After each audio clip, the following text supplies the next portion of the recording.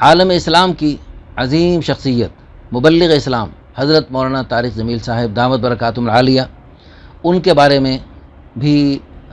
محمد علی مرزا صاحب کا کہنا ہے کہ وہ میرے بہت چاہنے والے اور میرے ساتھ بہت بڑا وہ کرتے ہیں۔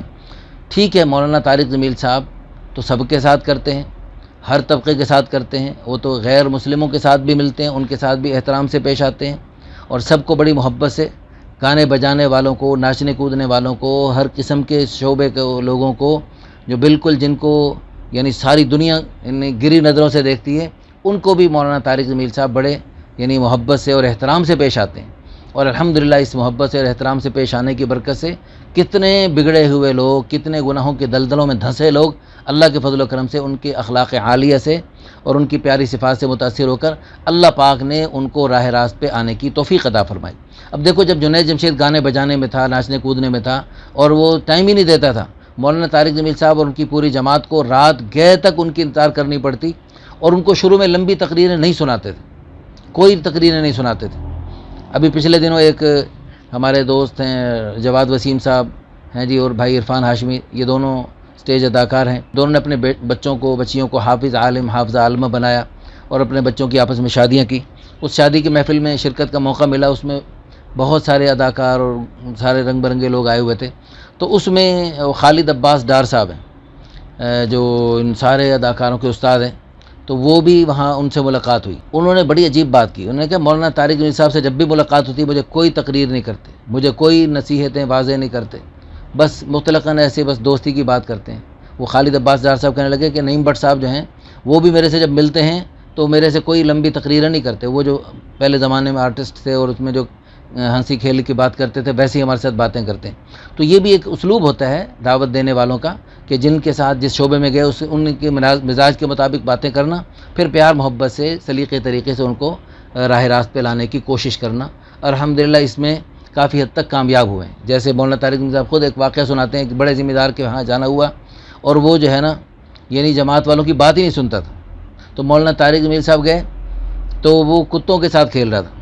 تو مولانا طارق جمیل صاحب نے اس سے کوئی دین کی اور آخرت کی کوئی باتیں نہیں کی، اس سے وہ کتوں میں کھیل، اس کے کتوں کی باتیں کی، اس کے کتوں کی باتیں کی، تو وہ کتوں کی باتیں کرتے کرتے الحمدللہ وہ قریب آیا اور اللہ کے فضل و کرم سے اللہ پاک نے اس کو بہت پیاری موت عطا فرمائی، حسن خاتمہ نصیب فرمایا۔ تو اس طرح یہ بھی ایک خوبصورت طریقہ ہوتا ہے۔ تو مولانا طارق جمیل صاحب، محمد علی مرزا صاحب، اگر انہوں نے آپ سے اپنے صفات کے مطابق اور اچھی عادت کے مطابق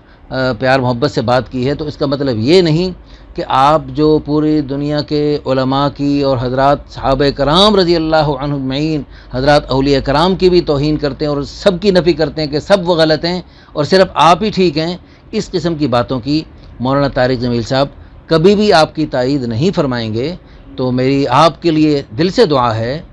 آپ کو اللہ پاک نے بہت صلاحیتیں دی ہیں اور لاکھوں لوگ آپ کو سنتے ہیں، ہماری دل سے دعا ہے اللہ پاک آپ کو جو اللہ رسول چاہتے ہیں اس کے مطابق اللہ پاک آپ کو چلنے کی توفیق عطا فرمائے۔ جیسے آپ کا ماشاءاللہ دعویٰ ہوتا ہے اور ایک عام آدمی بڑے متاثر ہوتے ہیں، عام لوگ آپ کی بات سے بڑے متاثر ہوتے ہیں۔ آپ سے ایک چھوٹی سی گزارش ہے، آپ سے بھی اور آپ کے جتنے فالورز ہیں ان سب سے میری دست بستہ گزارش ہے، اہدنا الصراط المستقیم، اس کو خشوع خضوع سے اس کی ایک تسبیح پڑھا کریں۔ اور نماز میں جب ہم نماز تو یقیناً پڑھتے ہی ہیں، آپ بھی اور آپ کے چاہنے والے بھی پڑھتے ہیں نماز، تو جب نماز پڑھا کریں اس میں ہر نماز کی ہر رکعت میں سورہ فاتحہ بھی پڑھتے ہیں، تو اس سورہ فاتحہ کو پڑھتے ہوئے بڑے خشوع خضوع سے دل و جان سے اللہ کی بارگاہ میں اہدنا الصراط المستقیم، سیدھے راستے کی ہم سب دعا کرتے ہیں، میں بھی دعا کرتا ہوں، یہ ہم سب کو مانگنی چاہیے۔ تو پڑھتے تو ہیں نماز، اور نماز میں سورہ فاتحہ میں اللہ سے دعا مانگتے تو ہیں، اور اس کے شروع میں ہم اللہ تعالیٰ سے حمد و ثنا کرتے ہیں، الحمدللہ رب العالمین الرحمن الرحیم، اللہ سے مناجات کرتے ہیں، اللہ سے باتیں کرتے ہیں، الحمدللہ رب العالمین، ہم اللہ تعالیٰ کی تعریف بیان کرتے ہیں، تو اللہ تعالیٰ جواب میں ارشاد فرماتے ہیں حمدنی عبدی، میرے بندے نے میری حمد بیان کی۔ ہم پڑھتے ہیں الرحمن الرحیم، اللہ تعالیٰ جواب میں ارشاد فرماتے ہیں اثنا علی عبدی، میرے بندے نے میری ثنا بیان کی۔ ہم پڑھتے ہیں مالک یوم الدین، یا اللہ آپ ہی روز جزا کے مالک ہیں، تو اللہ تعالیٰ جواب میں ارشاد فرماتے ہیں مجدنی عبدی، میرے بندے نے میری بزرگی بیان کی۔ ہم پھر آگے دعا کرتے ہیں اہدنا الصراط المستقیم، ایاک نعبد و ایاک نستعین، یا اللہ ہم تیری ہی عبادت کرتے ہیں، تجھ ہی سے مدد چاہتے ہیں۔ تو اللہ تعالیٰ جواب میں ارشاد فرماتے ہیں ھذا بینی و بین عبدی، یہ میرے اور میرے بندے کے درمیان ہے، ولعبدی ما سأل، اب میرا بندہ جو مانگے گا میں اس کو عطا کروں۔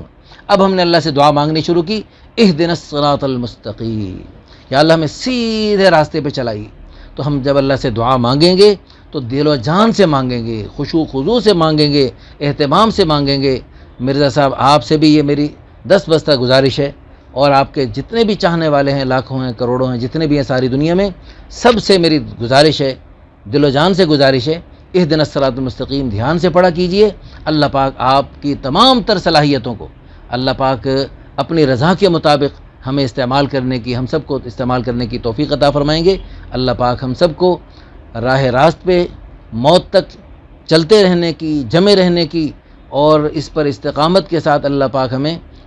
اسی پر چلنے کی توفیق عطا فرمائے۔ اور اللہ نے فرمایا وَلَا تَمُوتُنَّ إِلَّا وَأَنْتُمْ مُسْلِمُونَ، کہ تمہاری موت بھی اس حال میں ہے کہ تم اسلام پر چل رہے ہو، پورے اسلام کے مطابق چلتے چلتے موت آئے۔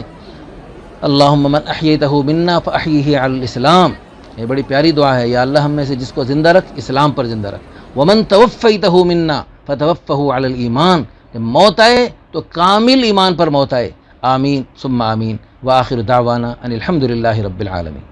اللہ اللہ اللہ